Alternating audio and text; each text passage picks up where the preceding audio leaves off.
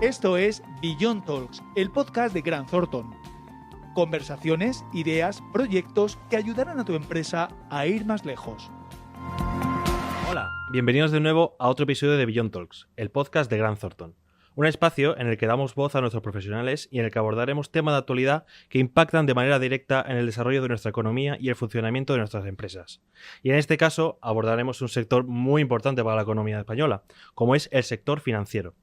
Para hablar de ello, traemos a dos de nuestros mayores expertos dentro del sector financiero, que son Daniel Fernández, socio de Risk Advisory, y Álvaro Fernández, socio y experto de auditorías a entidades financieras. Contadme para hacer un pequeño overview, si queréis empezamos contigo, Álvaro. ¿Cuáles son los principales retos del sector financiero en este momento? Bueno, pues gracias, Rafael. Yo creo que ahora mismo el reto principal del sector financiero es el tema de un poco acompasar la rentabilidad con los requerimientos del sector. Al final es un sector regulado, obviamente, en el cual pues hay una gran presión por parte de los organismos reguladores, especialmente en Europa, y eso al final pues lastra la rentabilidad, porque al final no puedes ofrecer todos los productos que más rentables, no puedes pagar a lo mejor o remunerar a los accionistas por las restricciones que hay sobre el mantenimiento del capital.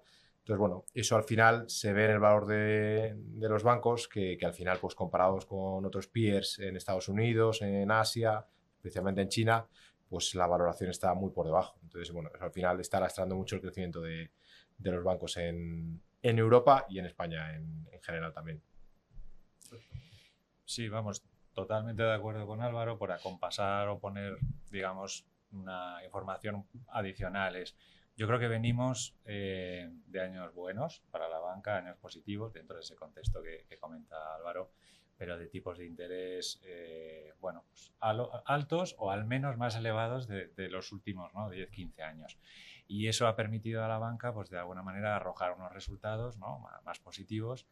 Y entonces yo diría que pues el reto de la industria es aprovechar quizá este momento, para acometer inversiones con cierto foco y con retorno y que puedan monetizar en distintos ámbitos, en el ámbito de la digitalización, de la transformación digital, porque al final cómo se relaciona el banco con los clientes, pues cada vez por la demanda del mercado tiende a ser más digital, pero no solo el canal, sino también el propio producto piden pues más agilidad a la hora de abrir una cuenta, a la hora de cometer un préstamo, con lo cual el propio producto en sí, que sea más ágil, que sea más customizado, más adaptado, más personalizado, yo creo que son algunos de las señales que el mercado está dando, y por lo tanto pues los bancos se tienen que adaptar a esa nueva demanda.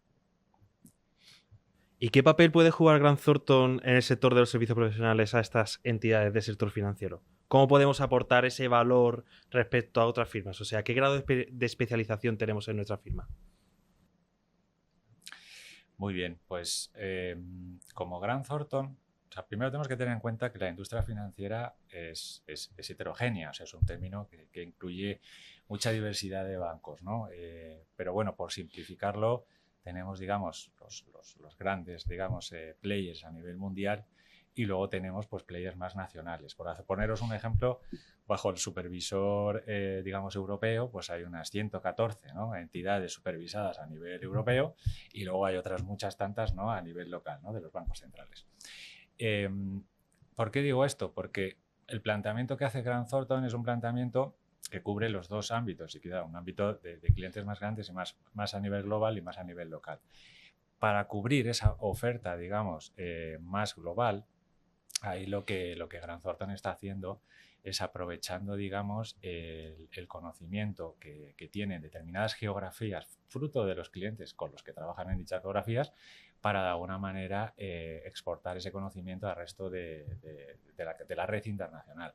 Y permitidme poneros un par de ejemplos, si hablamos de mercado de UK, por ejemplo, pues digamos la línea de trabajo de mercado de capitales, o lo que aquí comúnmente decimos Corporate Investment Banking, pues es una línea en la cual nos apoyamos mucho para poder ofrecer servicios a clientes grandes digamos, a nivel local, Pero también hay otras geografías, como por ejemplo Luxemburgo, que a nivel de tejido industrial más financiero, pues tiene muchas gestoras de fondo y banca privada y, bueno, pues tiene un conocimiento muy fuerte, por ejemplo, en todo lo que es Green Finance o inversión sostenible. Y ya por acabar, y así hablo un poco también a nivel un poco Grant Thornton en España, pues se ha definido un centro de excelencia conjuntamente con Irlanda, ¿no? Para perfiles y especialidades más cuantitativas, más de respuesta a lo que es riesgos prudenciales y donde se da servicio también a nivel internacional. Por lo tanto, yo diría que en resumen lo que vamos buscando es esa especialización apoyada, digamos, en conocimiento de las distintas geografías, pero apoyados también en el conocimiento local. Bueno, yo creo que lo que podemos aportar es precisamente esa especialización, que en muchos casos es verdad que aquí en España el mercado está dominado por otras firmas de servicios profesionales con un tamaño mayor que el nuestro, y nosotros, por ejemplo, pues ahora mismo en auditoría somos un equipo de más de 20 personas cuya especialización principal es entidades del sector financiero. Eso nosotros notamos que es un diferencial, porque al final, bueno, pues como decía, los competidores son otras firmas y nosotros también ahí podemos ofrecer un mayor acompañamiento y un servicio más cercano. Entonces, yo creo que ese es el principal objetivo que tenemos, por un lado, ofrecer un servicio de calidad, un equipo especializado y también acompañar a los clientes, pues que, como decía Daniel antes, muchas veces a lo mejor no se ven tan bien atendidos por otras firmas precisamente porque bueno, tienen a lo mejor un tamaño un poco más mediano y entonces dejan de estar tan en el foco. Y yo también pues, quería poner de manifiesto un poco también la relevancia que pesa o que tiene otras entidades del sector financiero, otros vehículos de inversión alternativa, etcétera, etcétera, que hoy en día están ganando también mucho peso. El capital riesgo es un sector que en España está creciendo muchísimo. Al final no deja de ser otra fuente de financiación para las empresas y es un sector en el cual pues, nosotros también estamos apostando, aparte de bueno, pues el sector financiero tradicional, el sector de banca privada y el sector de todos los servicios de inversión, en el cual bueno, pues, era un sector que en España también es muy demanding y que también tiene un gran volumen de negocio. ¿Y qué papel juega Grant Thornton en el asesoramiento en términos de transformación digital y tecnología? Sobre todo tú, Dani, ¿están entrando en juego nuevos riesgos para estas entidades? Desde luego. Empezando por la primera parte de la pregunta, ¿no? Nosotros como Grant Thornton tratamos de posicionarnos, ¿no?, en la parte más estratégica de la tecnología, es decir, oye, ¿cuáles de esas iniciativas a nivel de transformación digital o adopción de nuevas tecnologías pueden tener un retorno en el corto, medio o largo plazo, ¿no? Algunos ejemplos que podemos poner es en el ámbito, por ejemplo, de DLT y de blockchain. En ese ámbito volvemos otra vez a lo mismo, ¿no? Tiene que ser un servicio global, es decir, porque al final estamos hablando de un servicio que afecta, en este caso, a nivel internacional. Entonces necesitamos apoyarnos, ¿no?, nuevamente en la red y al final el producto o el servicio que tratamos de ofrecer con valor añadido es, oye, ¿qué cosas tiene que hacer el banco, ¿no?, revisando los riesgos y la regulación que hay hasta este momento, ¿no?, que de alguna manera nos garantizan que ese producto sale en producción en el corto o medio plazo. Por ejemplo, en el ámbito de blockchain, como decía, pues el custodio digital. Custodio está relacionado con seguridad. Los bancos están relacionados con seguridad. ¿Producen nuevos riesgos? Sí, pero los medimos. Es decir, riesgos con terceras partes porque te apoyas mucho en tecnología y dependes mucho de terceros. Riesgo de ciberseguridad porque evidentemente tu exposición de alguna manera es mayor a nivel tecnológico y los datos que tienes que proteger pues son mayores. Entonces, si tienes mayor sesgo tecnológico, aparecen nuevos riesgos, fundamentalmente, como he dicho, pues sí, ciberseguridad, continuidad de negocio.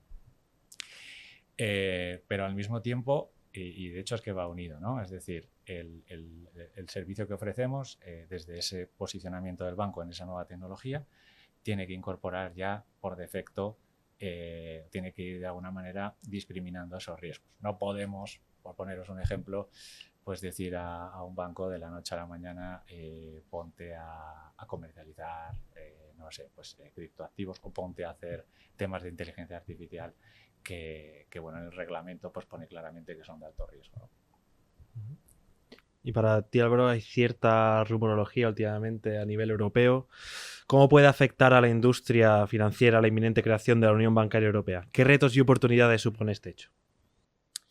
Bueno, yo creo que todavía, aunque ya hay algunos avances, obviamente, en el sector, todavía falta porque determinados aspectos de la Unión se terminen de consolidar. Aspectos que no son tan financieros, como por ejemplo el tema de la unión fiscal, el tema de la unión del Fondo de Garantía de Depósitos. Ahora mismo hay mucha divergencia entre los países. Hay países que tienen pues, mayor flexibilidad fiscal, con lo cual bueno, pues, los bancos que están allí implementados pues, tienen una mayor ventaja respecto de otros.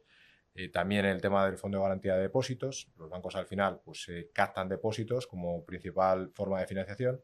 Y obviamente el hecho de que haya diferencias en los importes que están asegurados dentro de los países de la propia Unión Europea, pues hace que los inversores o los depositantes en este caso se muevan de un sitio a otro. Esto obviamente afecta a la competitividad. Entonces, ese es el paso previo para que pueda haber una efectiva unión bancaria. Yo creo que lo que estamos viendo ahora son movimientos más en búsqueda de sinergias.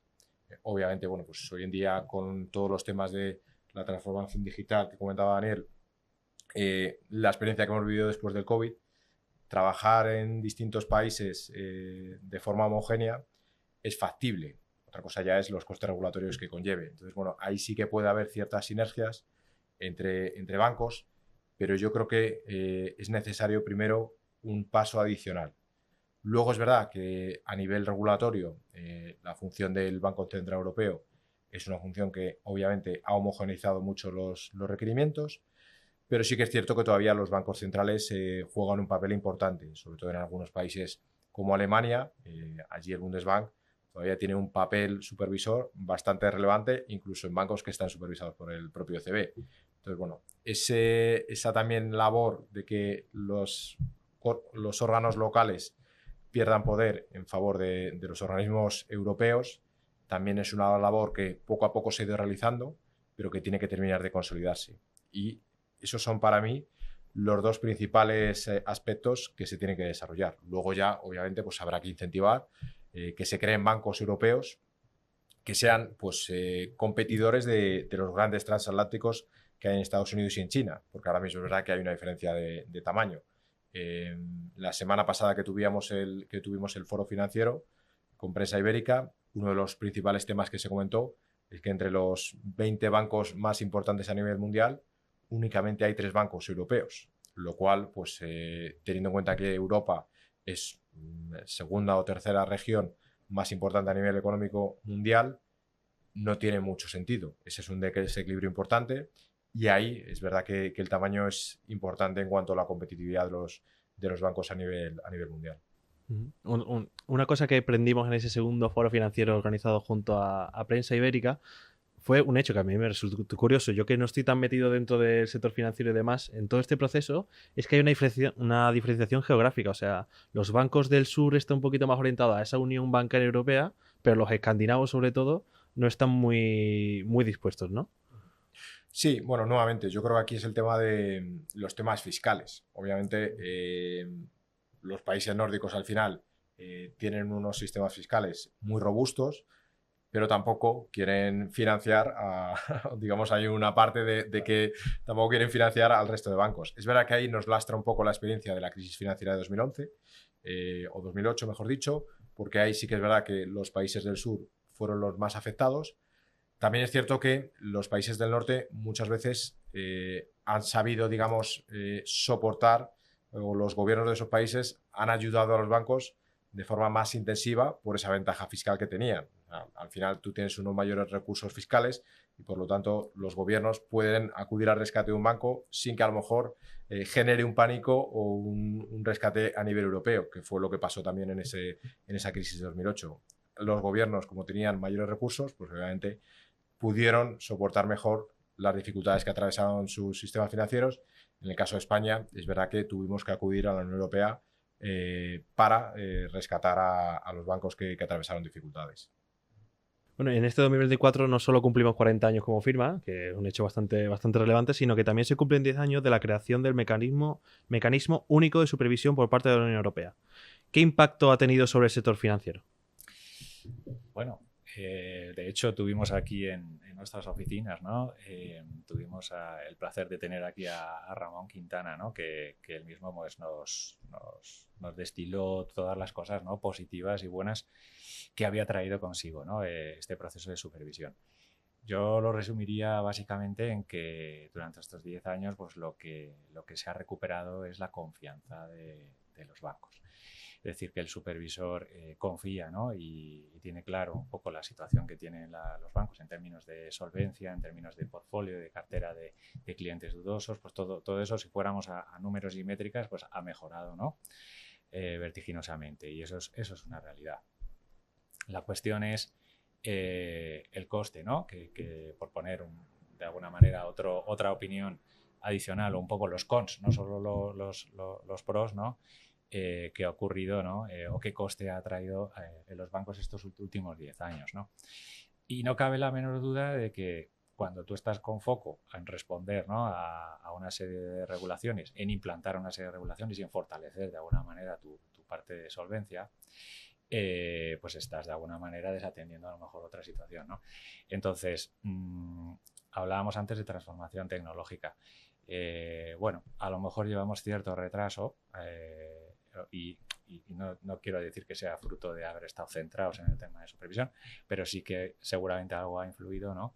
En que, bueno, pues que hemos estado desatendiendo a lo mejor otro tipo de innovaciones y desarrollos, ¿no? Que a lo mejor otros países, otras geografías como Estados Unidos, pues sí que se ha anticipado, y ahora nos toque, ¿no? En los próximos 2 o 3 años correr un poco más, ¿no? Entonces, un poco conclusión, pues pros, desde luego, confianza en que tienen los bancos, la seguridad que nos ofrecen y bueno, y ahora recuperar un poco el tiempo perdido, ¿no? Así como primicia para todos nuestros oyentes, tengo que decir que en 2025 estrenaremos un nuevo estudio, otro más, que ya sacamos bastantes al año, que se llama Un nuevo CFO para impulsar el middle market en España, en el que participa, por supuesto, Álvaro Fernández. Hablando de un poquito más punto laboral, ¿cómo ha evolucionado la posición de CFOs en los últimos años? Bueno, pues yo creo que al final, como digo en el informe, el CFO antes estaba muy centrado a lo mejor en lo que eran más temas financieros, temas contables, y hoy en día ya no es solo suficiente el tener esas capacidades contables o financieras, sino que es necesario también manejar otras áreas. Por ejemplo, tema de conocimiento del negocio, conocimiento del sector, tema de riesgos, temas tecnológicos. Hoy en día es fundamental también que los CFOs se manejen con soltura en estas áreas y que, por supuesto, pues, tengan un desarrollo más avanzado. Yo creo que eso es una evolución que obviamente lo que genera también es una mayor capacitación de los CFOs actuales y también, pues, por otro lado, una mayor demanda en cuanto a esa necesidad de formación, porque tienen que estar muy actualizados en el día a día. Entonces, bueno, es una función que yo creo que siempre es clave en todas las empresas, porque al final, bueno, yo siempre digo que lo escuché hace poco en un podcast, el CEO de Adidas, que es una persona que no tiene ningún tipo de formación financiera ni nada, es una persona que fue deportista en su época, explicaba en un podcast recientemente, le preguntaban, oye, ¿tú qué recomendarías a tu hijo que hiciera de mayor? Y decía, pues le recomendaría que estudiara contabilidad, porque la contabilidad es un poco lo que te permite conocer el negocio, o sea, y te permite que un negocio sea eficiente y rentable. Tú puedes vender, por ejemplo, de vender unas zapatillas que sean muy chulas, que le guste a todo el mercado, pero si no consigues rentabilizarlas, al final vas a tener que dejar de venderlas. Entonces, para eso es fundamental el aspecto contable, o sea, el saber por dónde van los números, saber las cifras. Entonces, bueno, yo creo que esa labor del CFO es clave en las empresas y es verdad que, como decía antes, pues ha ido evolucionando también, pues yo creo que en general en consonancia con otras posiciones de las empresas. Pero bueno, hoy en día la capacitación y la competencia de los CFOs es muy alta y especialmente en los bancos. Has hecho una muy buena referencia. En junio celebramos la jornada El futuro de la supervisión bancaria, en el que tuvimos el honor de contar con Ramón Quintana y muchísimos representantes del sector financiero, y en el que abordamos precisamente la posición de CRO, la gestión de riesgos. Cuéntanos, Daniel, ¿cómo ha evolucionado también esa posición en los últimos años? Bueno, después de aquella reunión también hemos tenido oportunidad de moderar la mesa de CROs en la jornada anual del Club de Riesgo de España, donde estuvieron presentes pues, prácticamente las principales entidades del país, ¿no? A ver, se dice, ¿no?, que gestionar un banco es gestionar los riesgos. Es decir, al final gestionar los riesgos es lo que te permite gestionar un banco, ¿no? El CRO tradicional ha estado siempre, digamos, muy apoyado en la analítica, en los datos. Y cuando analiza las cosas, pues lo hace desde un punto de vista objetivo y con desarrollo de modelos, con sus hipótesis, sus premisas, ¿no? Pero siempre todo muy cuantitativo, ¿no? Y yo creo que ahora que llega una etapa de mayor almacenamiento de datos, capacidad de almacenamiento y tratamiento y transformación de los datos a través del cloud y el abaratamiento de costes, pues todo esto se está bebiendo en todas las organizaciones, en el CFO también, ¿no? El CRO esto como que ya tenía alguna milla avanzada, pero sigue evolucionando, digamos, hacia una mayor, llamémoslo en términos médicos, una mayor microcirugía, ¿vale? Es decir, pasamos a ver pequeñas carteras, ¿no?, con determinados sectores, somos mucho más granulares, o el CRO es mucho más granular a la hora de analizar las cosas, porque tiene más información y tiene más agilidad en el tratamiento de esta información, con lo cual tiene mejores herramientas, ¿no? Por lo tanto, si ya era un profesional analítico, digamos que está dando un paso más avanzado en ese terreno. Pero esto cubre la parte de riesgos tradicionales. Riesgo de crédito, que es el riesgo, digamos, noble de los bancos, por decir ahora, y riesgo mercado y el operativo. Pero me preguntabas antes sobre los nuevos riesgos que emergen, ¿no?, y surgen fruto de esta transformación tecnológica y digital, ¿no? Y efectivamente yo creo que aquí está el cambio de paradigma de los CROs, ¿no? Es decir, tú estás acostumbrado a gestionar unos riesgos, y gestionar significa definir unos umbrales, unos límites de tolerancia y todo llevarlo numérico hasta un consumo de capital, y de repente viras hacia otros riesgos de otra naturaleza, que es estar preparado. Estar preparado para lo que puede pasar. Estar preparado para que haya una disrupción en tu canal de ventas y no funciones o en tu mesa de tesorería y no operes durante 10 minutos, ¿no? Temas de riesgos con terceras partes. En los últimos 5 años, la dependencia que tenemos o que tienen los bancos con respecto a terceros es muchísimo mayor, y la responsabilidad recae sobre el banco, ¿no? Y la seguridad recae sobre el banco, con lo cual hay que hacer el oversight y la supervisión de esos terceros. Y permitidme que ponga un ejemplo muy claro, pero al final los datos están entre 3 o 4 proveedores y ya no están en los servidores del banco, y datos muchas veces críticos, ¿no? ¿Cómo se gestiona todo esto? Pues evidentemente la receta que traíamos no es la misma. Hay una buena base, llevamos gestionando riesgos toda la vida, pero la receta es diferente, es estar más preparado, plantear líneas de defensa, y todo esto es un gran reto para el nuevo CRO.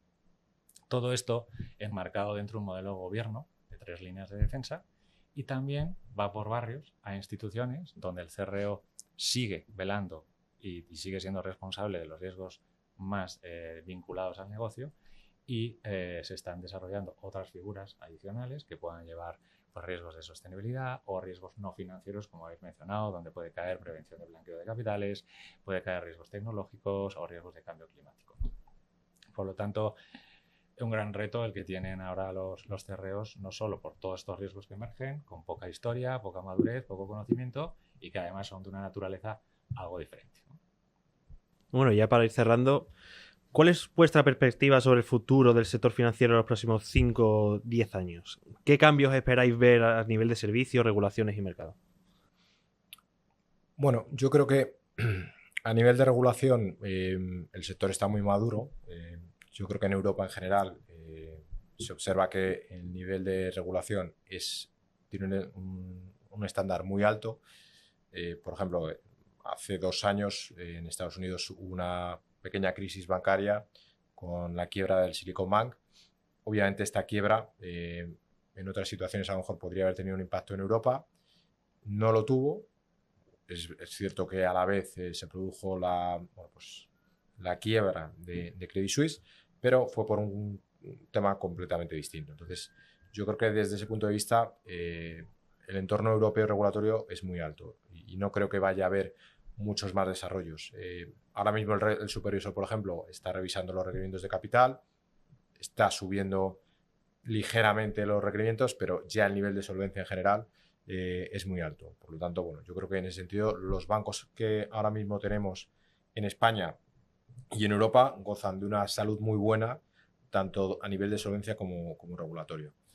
¿Cuáles son las áreas en las que sin duda tienen que desarrollarse? Bueno, pues yo creo que al final es la eficiencia. Como decíamos antes, el gran reto es esa eficiencia y esa capacidad de retorno a los inversores, y ahí es donde los bancos pues, pueden aprovechar, como comentaba Daniel antes, pues, todas las capacidades tecnológicas que hoy en día tenemos.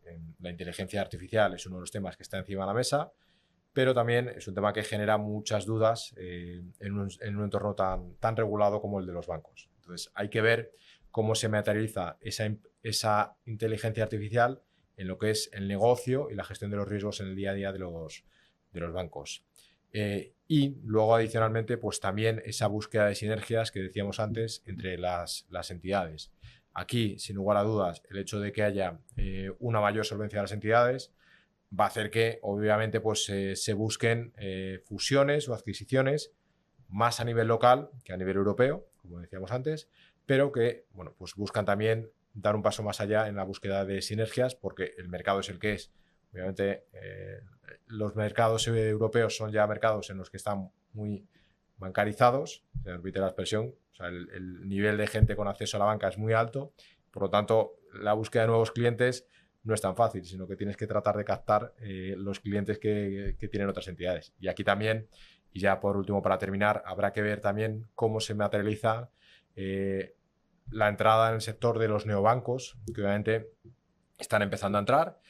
Tienen una ventaja competitiva en cuanto a los costes, porque no tienen unos costes de estructura a lo mejor tan altos como los bancos más grandes y más tradicionales, pero también hay un gap, yo creo, en cuanto a ese nivel regulatorio, y que se están poniendo poco a poco al día.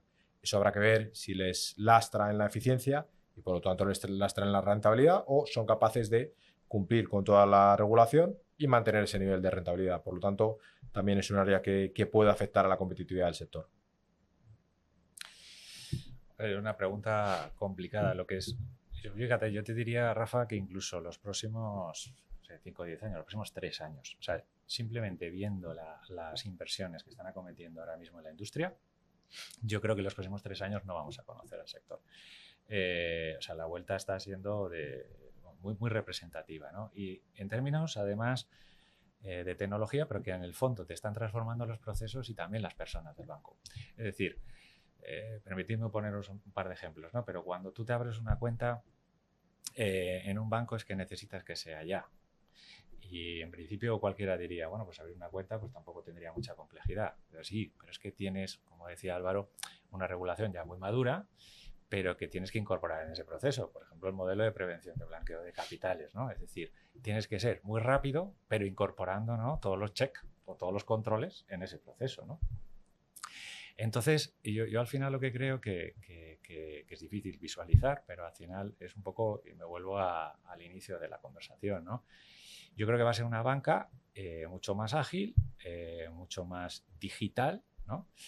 Que va a permitir incluso anticipar mucho el producto al cliente, pues, con preconcedidos, con conocimiento realmente muy profuso digamos, de las necesidades de cada uno de los clientes, es decir, mucho más personalizado, y eso es lo que yo creo que cabe esperar de la banca.